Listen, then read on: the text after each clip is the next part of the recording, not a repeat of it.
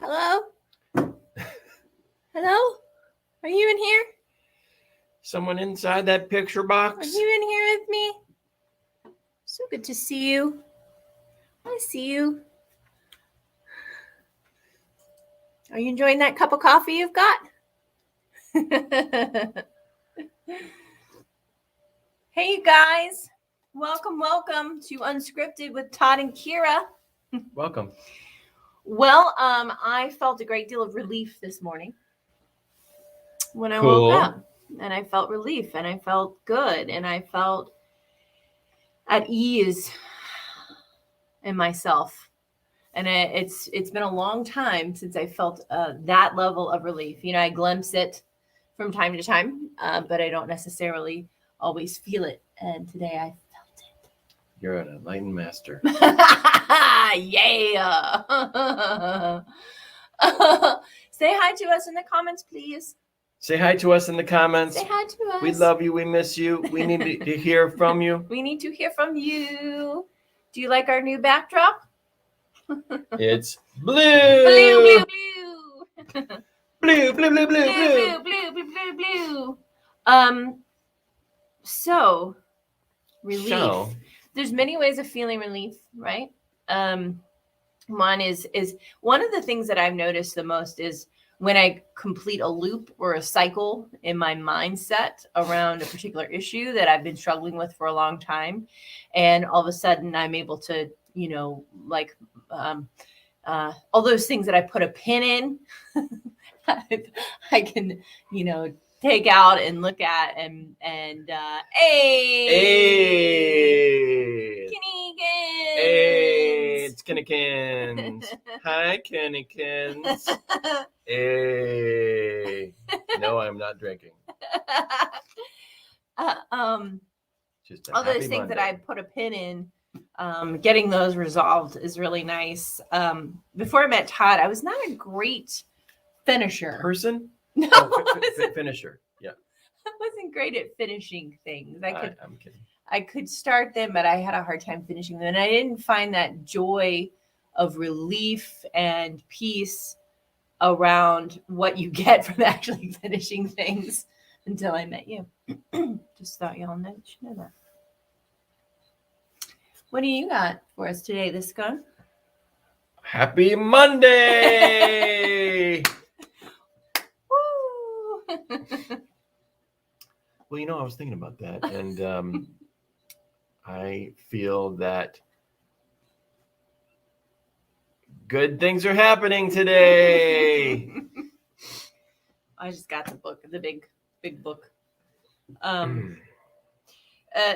friend of ours here is struggling a little bit with somebody who is in the hospital who has made a choice to not get vaccinated, and you know, Todd and I we don't have any judgment about that whatsoever. We don't have any charge on that at all. As far as people making the choice for their own life and what it is that's right for them. The thing about that, though, is that when we get upset, Gigi, hi, Gigi, I missed you too, baby. We missed you too, Gigi. Is that when? I mean, and maybe we can talk through this, Todd, a little bit, because Sure, I certainly have some stuff around it as far as like, gosh, people are making choices that I wouldn't make, and I see that because they didn't make that choice. This is the end result. I think most egos, you know, try to fluff up for us, which is, that's not the right word, to try to activate us with is, gosh, they aren't making the same choice I would make, and they are now in a hospital or they're in a dire situation that I'm now going to have to manage. And that anger comes up, like, why didn't they make the right choice? Why didn't they make the choice that I made? You know, and that resentment. But what's really the truth, and maybe we can even go deeper than that with your help, because I don't know if I'm deep enough in it.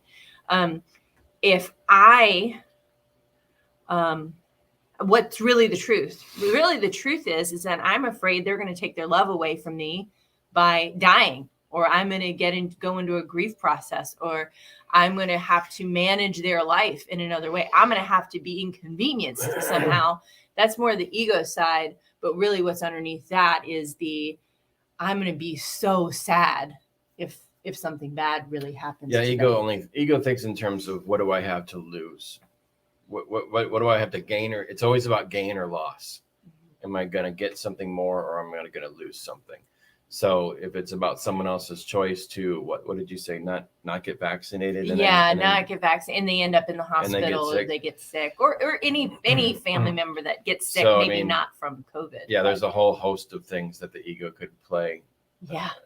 An ego has a full deck it could play with that, judgment about their choice, I told you so, blame, anger, resentment of taking care of them, not getting my needs met as a result, because you're sick and you normally would meet some kind of a need for me, maybe emotionally or whatever.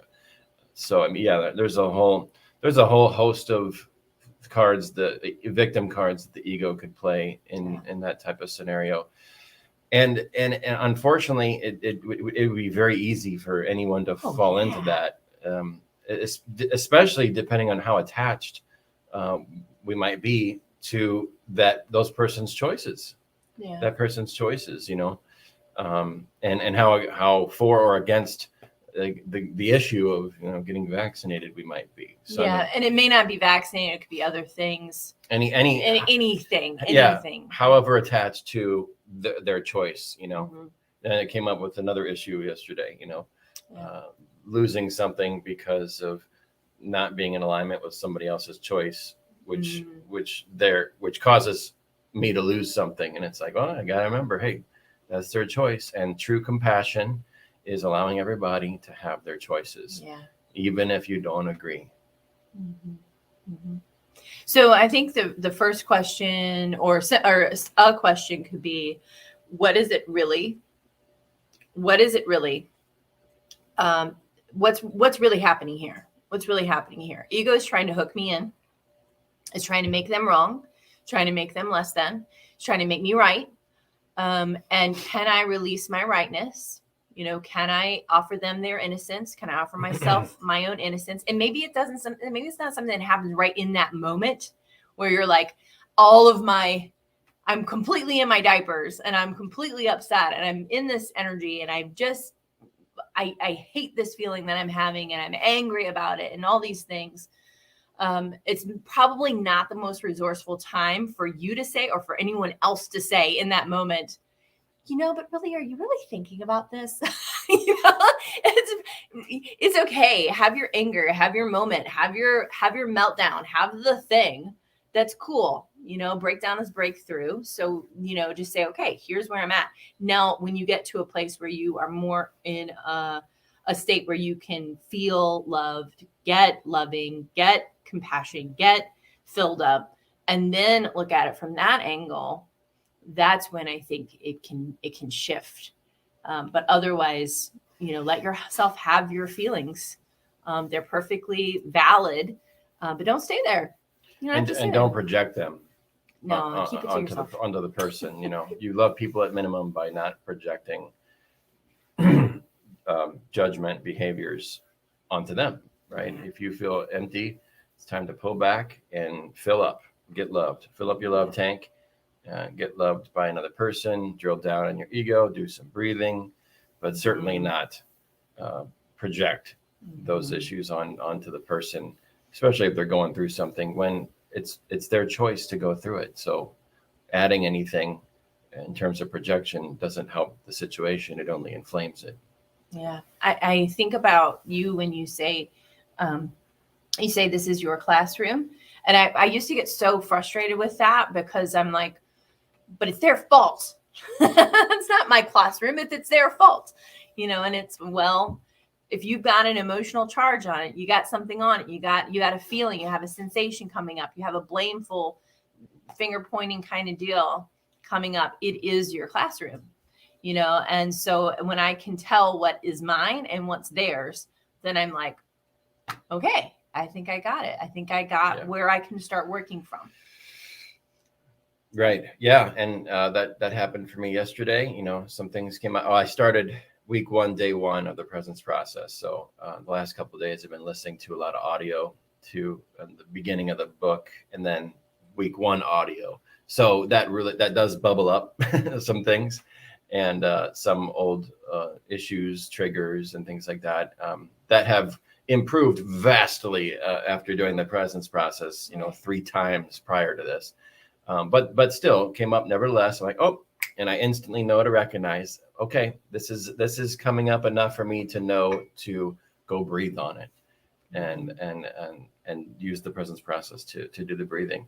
And I did some drill down with real love and course, and wrote it out and told my truth to Kira about it.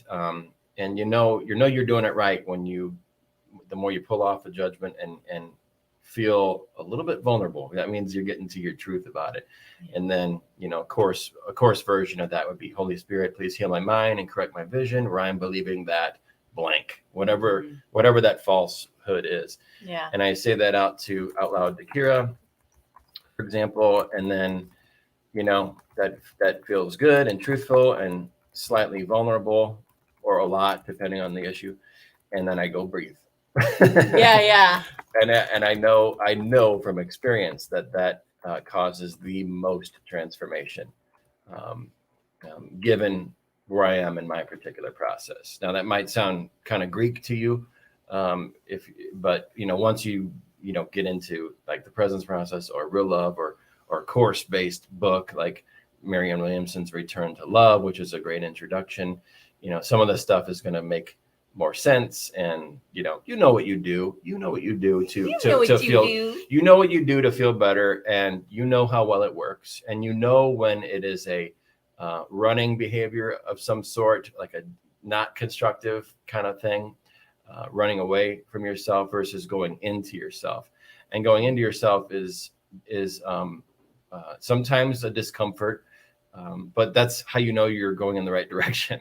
Actually, is if you're facing the discomfort. And then the trick then is knowing what to do in the face of discomfort. And you'll learn wonderful things, like, as you learn more tools, what to do in the face of that discomfort. Todd has a lot of things by the mirror in the bathroom, and he has like some printed out papers, and he has some handwritten stuff. And one of the things he has up there is, how can I see this differently? And there are plenty of times when I am in the bathroom, brushing my teeth or doing whatever, and I'm looking up at that, and it's just that right moment where I'm thinking about something, because, we kind of get active. I think almost all of us get activated when our conscious mind is focused on something like brushing our teeth or brushing our hair or something like that, that our subconscious mind can kind of be open to some thoughts. And so when I see, how can I see this differently? Then I'm like, oh yeah, there is something that I have in the back of my mind right now that needs to come up for shifting, for healing, for a little bit of light in it. How can I see this differently? That is awesome. Awesome. Kennykins, I sent you a text message this morning. But I don't know if you got it. There's that. Kenny is a longtime friend. That's why he has our phone number. Nobody else gets a phone number. I also, one of the redirect phrases I use rather frequently is, but look on the bright side. And then I'll say something positive. And sometimes I'm not even sure I know what I'm going to say. But usually I have an inkling of some sort.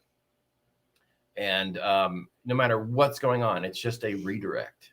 It's just some kind of a redirect, but look on the bright side. And then it's just pointing out anything that's working about the situation, and it could have been worse or something. So it's a pattern interrupt and a redirect to stop the mind from going down the negative track that it was going down. Yeah. Whereas, yes, things may happen, but what you think about what happens is what makes them better or worse. How much of a classroom do you need to make it for yourself? Yeah. In other words. Oh yeah. Yeah. Sometimes I make really big classrooms, and sometimes they're very small. And I'm like, oh yeah, I got that. And then your partner says things like, "Why is this such a big deal? This is not that big of a deal."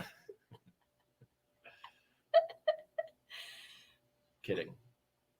Well, it helps to put things in perspective a little bit, but it where we're at, it helps to kind of help recognize, like, why am I making this a big deal? What do I have activated right now? Why is this a disproportionate response to what's happening? If it seems disproportionate to something mundane, then you know that you've triggered something. Any emotional reaction is just the ego getting triggered and a guilt projection of some sort. Mm-hmm. So yeah, use it all to dive in and see what it is. And the faster you get to the root, the faster you pull it at its roots, mm-hmm. and then you unhook from it, and then, oh, okay, I'm good now. I don't even feel it anymore. I don't feel it anymore, or I understand the root. I like to understand it. Mm-hmm. And then the emotions may still be there, but if I understand it, I can unhook from it. That's me personally.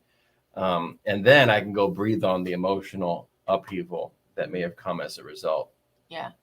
Which just helps to oscillate it down and catch up the subconscious to where you are presently. Perfect That's system. Right. It is.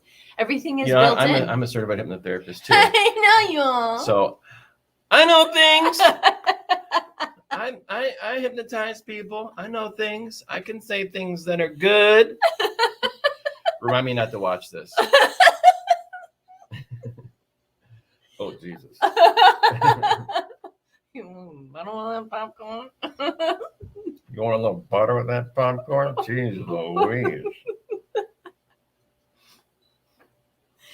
All right. We haven't even gotten into impressions and singing. I mean, that's entertaining. Oh man, that's good. So we'll definitely increase our any viewership requests that for way. impressions or singing, please let us know.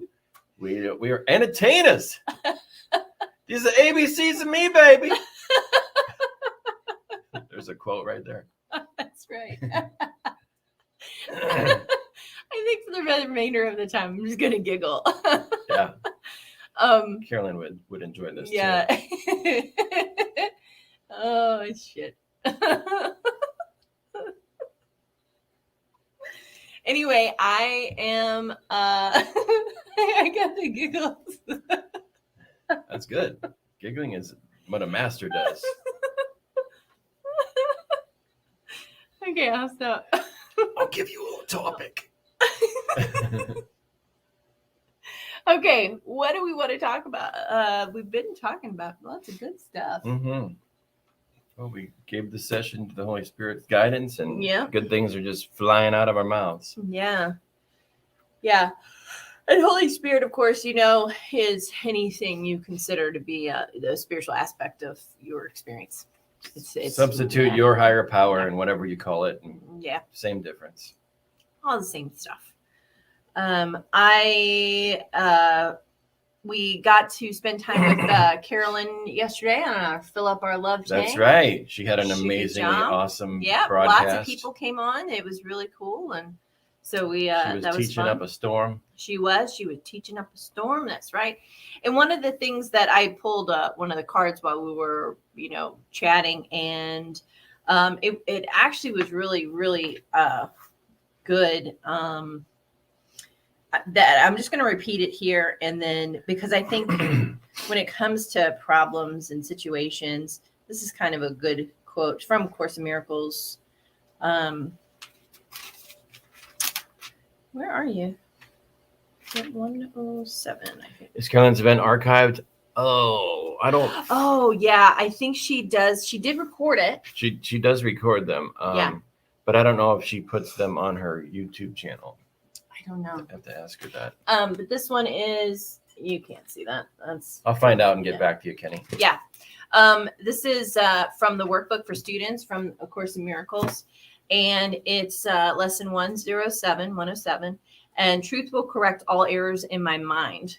And I'm just going to read this first paragraph here. What can correct illusions but the truth? And what are errors but illusions that remain unrecognized for what they are? Where truth has entered, errors disappear. They merely vanish, leaving not a trace by which to be remembered. They are gone because without belief they have no life, and so they disappear to nothingness, returning whence they came. From dust to dust they come and go, for only truth remains. Yeah, it kind of rhymes. Yeah. That's what I heard in my head. Okay. Just to break that down really quickly, because there is a lot there. It's a lot to kind of unpack. What can correct illusions but the truth? So it's suggesting that everything outside of us is a dysfunction. It's an illusion. And the illusion, and inside of the illusion is that pain, fear, discomfort, sadness, hurt, resentments, all those kinds of things. And the truth is love. That's all that is. So what are errors but illusions that remain unrecognized for what they are? So if you have something that's coming up, you're thinking that somebody is making a choice you wouldn't make, or bad things are seeming to happen, then what we want to do is recognize them for what they are. Because once we recognize them and go, oop, that's not love, that's not the truth, that's not really what's happening here, then they become dismantled. They go from dust to dust and they come and go, for only truth remains, right? So they disappear to nothingness, returning from whence they came. So wherever they came from, which was an illusion anyway, they go back there. So it just disappears. And I've seen this in myself, and it's good. This title is about relief. I've seen this once. I partner with somebody or a friend or whatever, and I say, okay, is this the truth? Is this really what's happening? Or am I just wanting to control their choice? Or am I just judging them for the choice that they made? Or am I trying to control? Or am I actually being somewhat hurtful in my attempt to want them to be different? Because I can't love someone and want them to be different at the same time. It doesn't work that way, because me wanting them to be different is creating an expectation, right? So, I mean, it's concentrated orange juice. Yeah. That's why Course says, practice not having an opinion. And we've talked about that in previous episodes. Hard. It's very hard, especially when you're me. But, I will say this. Well, yeah, I mean, I've been historically very opinionated, especially when it comes to spiritual things and, and believing in things and wanting to do right and be helpful, but it's still having an opinion. And opinion is a function of the ego, albeit a, not hostile aspect of the ego per se, but having an opinion on other people's choices is it's not ideal, right? Kind of thing. So yeah, but that's more of a subtlety. But yeah, it's more important, I think, to work on the more obvious destructive or toxic behaviors that ego does, and to whittle those down and do real love around it, do the presence process around it, and in time, opinions just kind of go away on their own, because there's nothing underneath them fueling the need to give an opinion, right? Which is just ego needing to be get attention. It's either attacking or clinging behavior, that kind of thing. So it's a good rule of thumb, if you want to practice with that, is wait till you're asked to give an opinion, because advice unsolicited is criticism. So there's that. But it's I will say this, it's a lot easier to act on principles when you've got the stuff fueling it cleaned up. Now you can lead yourself mentally with affirmations and practicing not giving an opinion, or not going into behavior around people if you get triggered, and those are good things to do. I did that in the beginning of Real Love, but I will say that it gets easier and easier. I mean, you could do those things and be seething underneath because that unintegrated charge is not integrated yet. So you're having to mentally control your reactions, you know. But what's better is when and it's a longer term process, but it's a permanent process, is when you do the real work and do things like the presence process, and then that's where you're actually dismantling the ego and the charge and integrating the charge. And then as a result, it just becomes easier. You're not having to manage so much mentally. And managing a lot mentally is just, it's hard. And it's just it's a game, I think, of the ego, when we just have so much going on emotionally that it bleeds out, and we're just having to play cleanup and juggle so damn much. But and I've done that my entire life, okay, despite my best efforts. But it has become so much easier when you're actually finding successful ways, and there are lots of ways to integrate those charged emotions underneath, and then what's left to manage becomes much more effortless to do. So Kenny, here is Carolyn's YouTube channel. I glanced there. I did not see her Sunday stuff uploaded. I don't know if she's uploading that stuff or how she's going to use it, if anything. But she does have a ton of stuff on that YouTube channel regardless. And for a while there, she was doing like every week, once or twice a week, she was doing Course in Miracles teaching and Way of Mastery teachings. We got to pull out Way of Mastery. We should totally talk about Way of Mastery because it's a lot easier to understand than Course. Yeah. But so she was doing that every week for, I think, a year, just teaching on Course. And she's an ENFP, so you might resonate a lot too. And you'll see that link. I don't think you'll see it on mine, but if you'll see it on Schaefer Institute of Hypnosis on our fan page, or if you are a YouTube subscriber, you'll see that also in the comments on our YouTube channel, which is Hypnotherapy School. If you need to, we'll send it to you separately too. Sure. But yeah. There we go. Great. Thanks. Great. Thanks.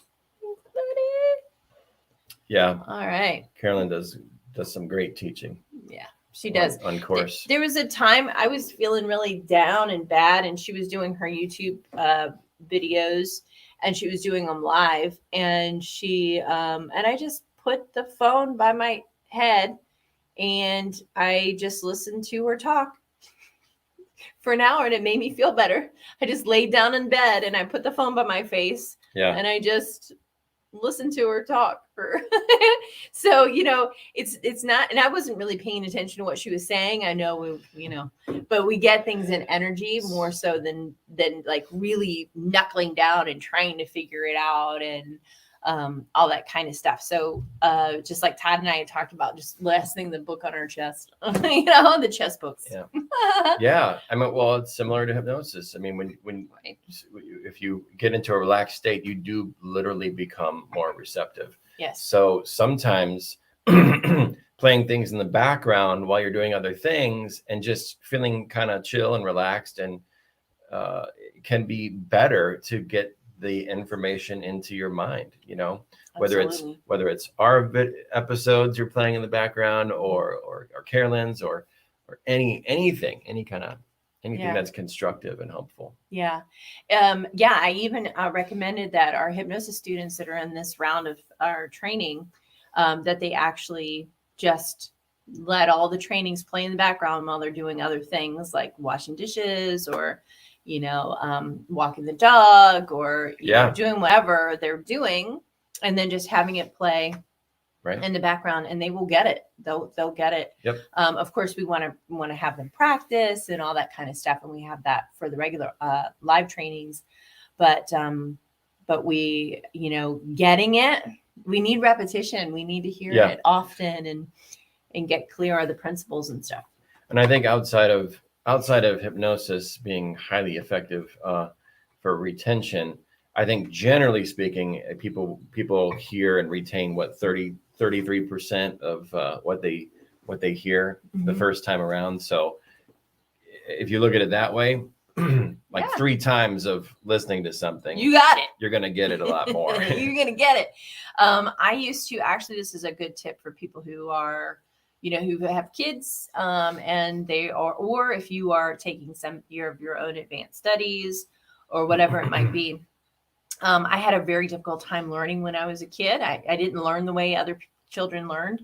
I wasn't dyslexic. I didn't have any of those kinds of things happening, but traditional schooling was hard for me. It was designed for other dominant personality types. Right.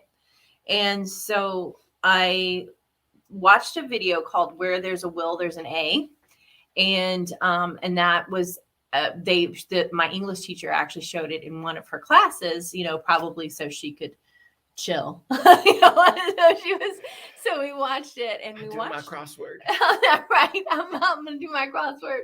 I got a little hangover. Teachers were curiously good at Sudoku. Yes. Yeah.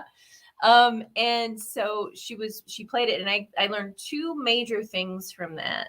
The first one was Cambridge notes, which I actually created this laminated sheet. I don't know if you'll be able to see it or not, but Cambridge notes, and basically, is there something written there? No. Oh. And you see the lines. Maybe you can see the lines, and there's a line right here. Well, you actually write in here the main subject, and then you write the notes about the subject on the other side.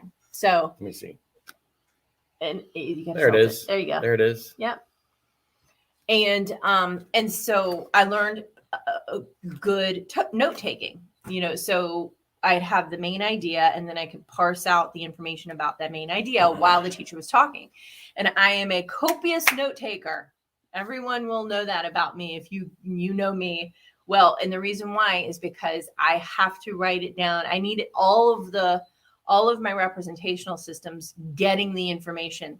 I need to hear it, I need to see it, and I need to tactile and write it. And that helps to get that's your 3 pieces there, right? If you only get 30%, I'm getting 90% when I do those 3 things. So that was the one thing. And then the other thing was recording. And I don't know if I came up with this or if I got it from Where There's a Will, There's an A, but I would record my quizzes that I had taken during the week or done during the week, whether I failed them, I got them right, whatever. And I would take them and I would put them in a tape recorder, a little mini recorder that we had back then. And that's what I would listen to in the hallways going between my classes, is me recording my quizzes into the tape recorder, and I would hear them, and then I would visualize them. And people just thought, the other kids thought I was just cool and listening to music. I wasn't. I was listening to my tests, my old tests. And it helped. It helped. Yeah. I mean, I went from being a DF student, really, really, CD, primarily CD, because I did make it through the years, but I went to honor roll student within about 2 months of changing how I was note taking and listening to the test. So if you have kids in your life and that have been struggling with this, have them do that. And having them in my own voice was also very helpful as well. That's Kara Schaefer, smart, pretty, and quite a little note taker. I totally agree. I'm making a t-shirt. I've done a lot of audio repetition of myself talking and things like that. I wish I would have done that more in grade school, but yeah, agreed. Taking advantage of writing it down is huge for retention also, for sure. So good on you on that one. Yeah. And for me, hearing it really helps me. Hearing it repetitively helps me get in there because I'm more orally oriented audio. Mm-hmm.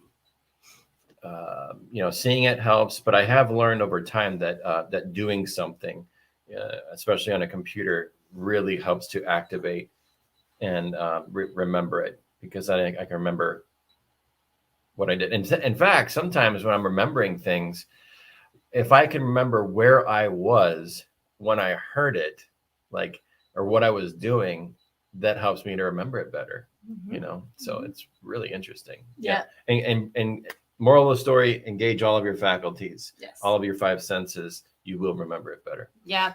And that retention piece is that usually and this is a big hypnosis tip here. When you're working with clients or when you're working with younger clients who have test anxiety, is that the reason why, so we store information at different places depending upon what kind of brainwave pattern we're in. So if we're in the beta level, that's going to be your high stress kind of anxiety, or you're solving advanced mathematical problems, things like that. Whereas your alpha state is just a degree lower, but it's a pretty calm place. Well, that calm place is usually the place where you're studying or where that person is studying. So all of the information is in that alpha level brainwave pattern. So because where they studied is not where they are when they're taking their test. If they have popped up into anxiety and they're in that beta level, then their brain can't access the same information that they stored when they were studying for the test. Kind of interesting. Wow. So there's kind of a fun couple of things that a kid can do in that situation. One is they can take several deep breaths, 7-11 breaths, which is an inhale for 7 and exhale for 11. And do that before they go into class, or before they, if they want to go to the bathroom, and do that privately, or they can do it while they're just sitting there getting ready to take the test, is just do that about 3 to 5 times and help them to drop into that alpha brainwave pattern. And it's going to make it a lot easier for them to access the information. The other thing that they can do is they can chew a certain flavor of gum. I know, right? While they're studying, and chew that same flavor of gum while they are, this is just like a little trick, I guess, while they are while they're in their test. And it's actually going to trigger and bring up that information a little bit easier. And so, however, a lot of times teachers don't let you chew gum in class. So that might not be an option.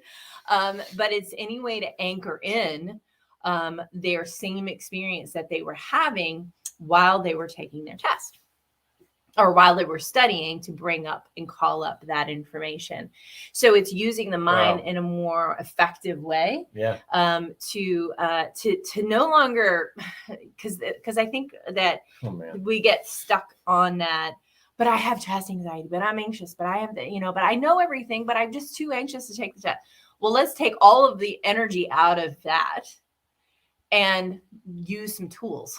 And usually just by shifting that mindset there, children are then put into the awareness of I have the power, I am empowered, I'm going to use tools to help myself with it, and just instead of just continuing to say, I can't do it, I can't do it, I can't do it. Wow. Fun. I'm going to make some blogs out of these videos. I just realized I have all the content I need right here. Right. I also had a massive realization. When I was a kid, especially, first through 4th grade, I had a lot more anxiety and sensitivity. I remember, I guess this kind of went into high school too, but it was more so a thing in my early years of having so much anxiety and stuff, and taking big tests, kind of freezing up, I guess you could say, for whatever reason. Mm-hmm.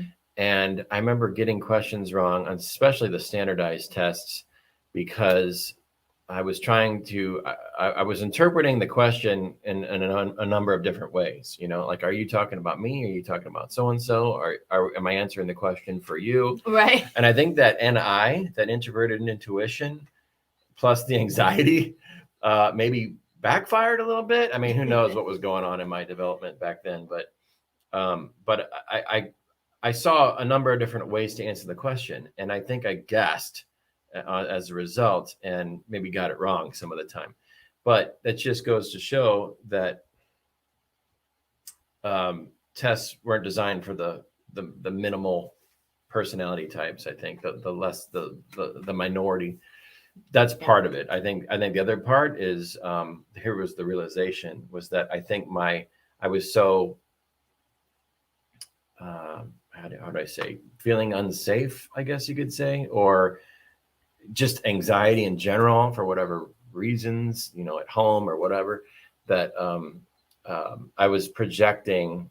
This is a theory, but I was I was trying to. Oh God, this is really deep. I think I might have been trying to.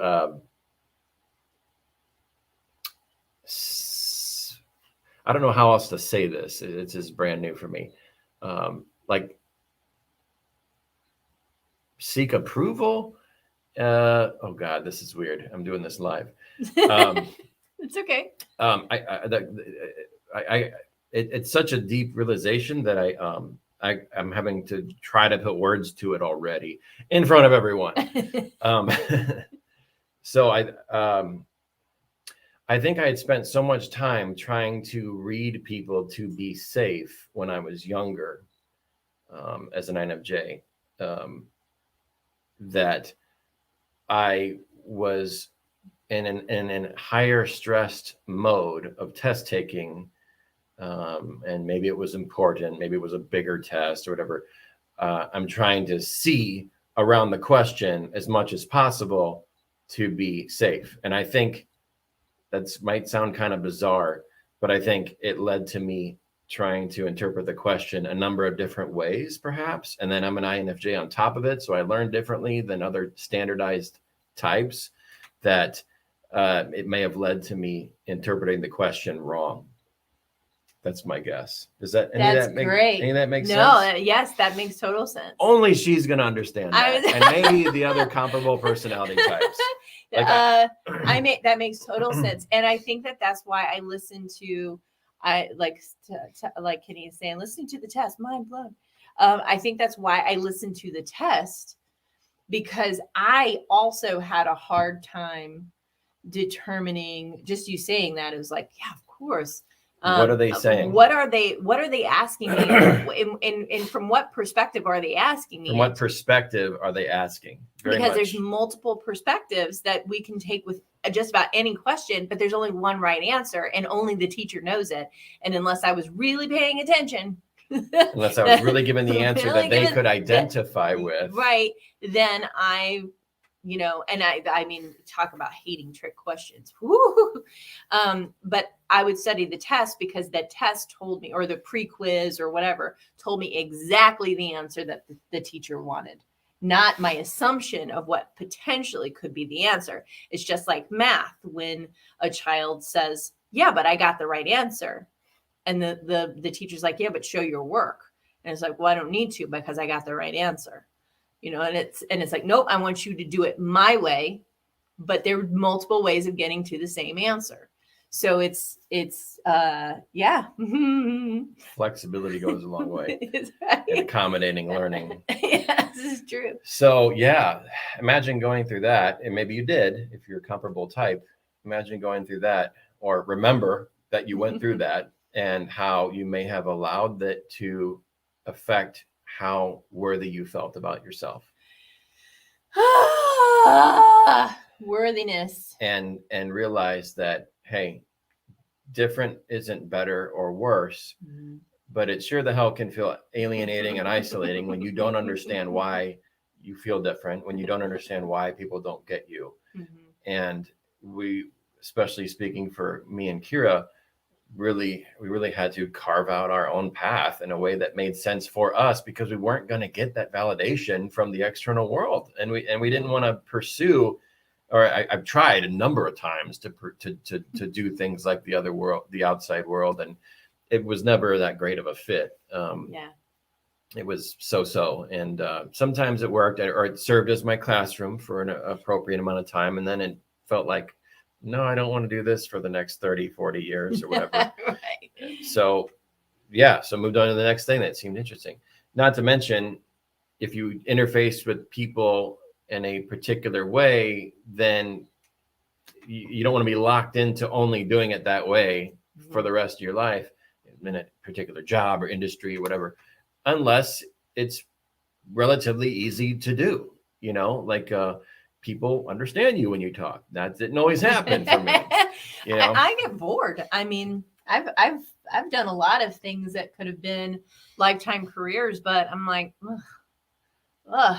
Yeah. And there were things I did poorly at, and there were things that I could have done well. Mm-hmm. Some people thought I was amazing, and some people, but a vast majority of them did not get who I was or what I. Yeah, like Todd said, I got a lot of blank stares a lot when I said things as a kid. Me too. I mean, I just didn't. Well, after a while, you just invest your energy elsewhere. Yeah, and with hypnotherapy school, with hypnotherapieschool.net. No, but with hypnotherapy, what I found was I got to work with different people from all walks of life, all faiths, all religions, all personalities, all different types of people, all races, all just in fact, I challenge you to come up with someone who Kira did not work with, and she will say, "I worked with them." Dare you. And so what I did was I loved it because I never got bored. I never got bored. I never felt like, oh gosh, if somebody came in and they had an issue or a problem that I had not seen before, we can always usually pull it back to a couple of main things that people have issues with, but they were always so different. And so it was exciting and interesting, and people were so interesting. And I had worked in lots of different types of fields. I'd worked around a lot of different types of people up to that point. So I didn't have judgment in me about the people that were coming to see me. And I think that that's what people could feel and sense, and knew that I was just a real person, that had struggled myself. And so when we teach our students, it's a lot of that too. It's being compassionate, utilizing everything that a person is experiencing without judgment, loving them through that process of unfolding for them, because we don't really know what they need, but they do. So helping them to reunify with their truth in whatever issue that they were experiencing was a really beautiful thing. So to me, going in a traditional route, like traditional psychology or occupational therapy or even corporate work, any of that kind of stuff just didn't resonate, because they had their own system of doing things that I felt were limited. With hypnotherapy, I could be very much free, free to explore things with people, and the protocols that I would work on with people were uncommon, and so they could see themselves more clearly, and that's what really matters the most to me. And I think it's statistically more effective too, hypnotherapy. But all therapies are valid, and they all offer amazing things. And it depends where you are, what you need to work on, and what your personality type is as opposed to what type of therapy you might be drawn to. Because the mind's receptivity matters depending on its development level, and that impacts what you might be drawn to pursue. And that's appropriate, because it's whatever your mind needs. I was going to say something else too. And Kira's, if you put any stock into Enneagram, which is another horizontal personal development model, it's a little bit more spiritual kind of spin to it, but it is kind of cool. She has I don't know it. I don't know it like I know MBTI, but your Enneagram is like a 7 or a 9 or some kind of a more of a social component where she likes and needs and likes variety. And that's caters to you working with different types of people, as well as having the personal development, conditioning and the personal development you have chosen for yourself, which has made you a very non-judgmental person. So that is, thousands of people have appreciated that about you. It's made you highly relatable and a leader, a non-pretentious leader. You're very kind. It's absolutely true. I'm not just blowing smoke here. I believe that's absolutely true. And yeah, you've helped a lot of people because you've been able to get past your limitations to that degree, at minimum, to be able to put yourself out there in a very real and authentic way, and be competent with the therapeutic method that works and that you believe in, hypnotherapy, and you've helped a ton of people as a result. Yeah, so SFU. And now we're training people to do the same thing we've done. And that's what it's all about, is, sharing, when I heard Wayne Dyer say, "Don't die with your music still in you," I took that to heart. And when I heard it 20 years ago, and I just looked at my life and I was like, what am I? I'm dying with my music still in me. I have something to give. And yes, I needed to still learn. I needed to still understand things. I needed to still grow. I knew there were things I didn't know, of course. And I still know that there are things that I don't know, and I could certainly do better and I can improve. But what I do know is hypnosis and working with clients. And what he knows is hypnosis and working with clients. And to be able to teach that to people who are coming into their own and saying, I want a fulfilling career. I want to make a difference in this life. I don't want to die with my music still in me. I can be that loving component. I can be positive and uplifting for people. I can help them reframe their mindset. I can do that with them. There's nothing greater than that, it's just having that helper's heart in that way. It's empowering. Mm-hmm. Especially with a certification that's as easy to get as hypnotherapy and still taken seriously. Yes. Yeah. Still taken seriously and getting legit training. Like it's there's a lot of different types of training out there for hypnotherapy, and we're certainly not the only ones, and you might want to start other places. At the same time, I would say we are very comprehensive, and we've seen all of the things happen. We've seen where all the wheels fall off, and we know what it takes to make a difference with this work and how to make a living at doing this work as well. So there's a lot to learn. There's a lot of good things, but it is relatively easy to learn. And if your mindset is, I'm going to be of service, then you're going to be in the right place at hypnotherapieschool.net. Yay! Also, I'll add, and I've said it before, but I sure as hell say it again. We have had a lot of success as a hypnotherapy clinic.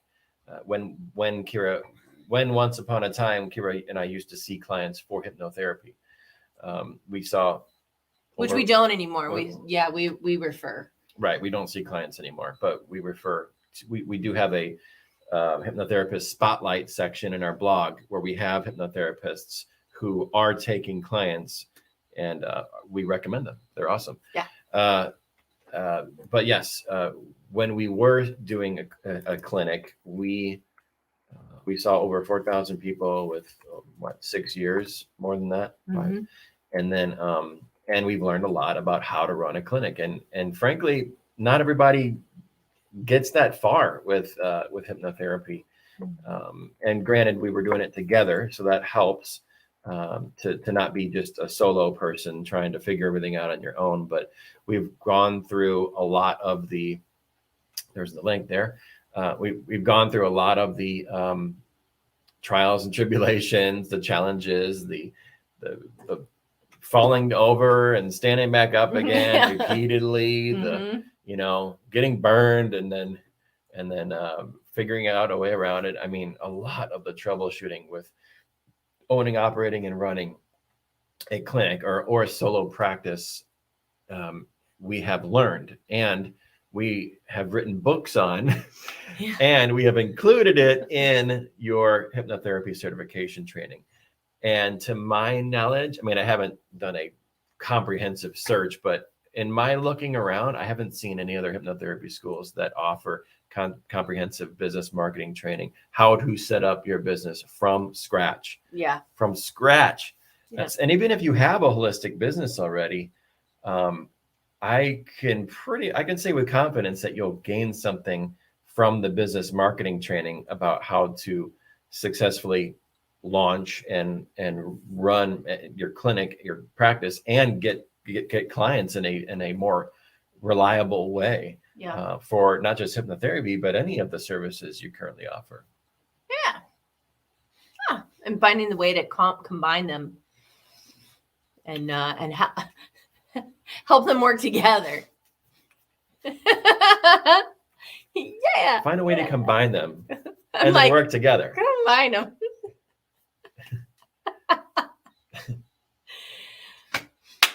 Well, let's make some caramel corn. Good stuff. Good stuff. I really think I might make a blog post out of this. Sounds good. Yeah, it's pretty good. All right. Well, I feel complete. Do you feel complete? Yeah. Yeah. Yeah. Yeah. Yeah.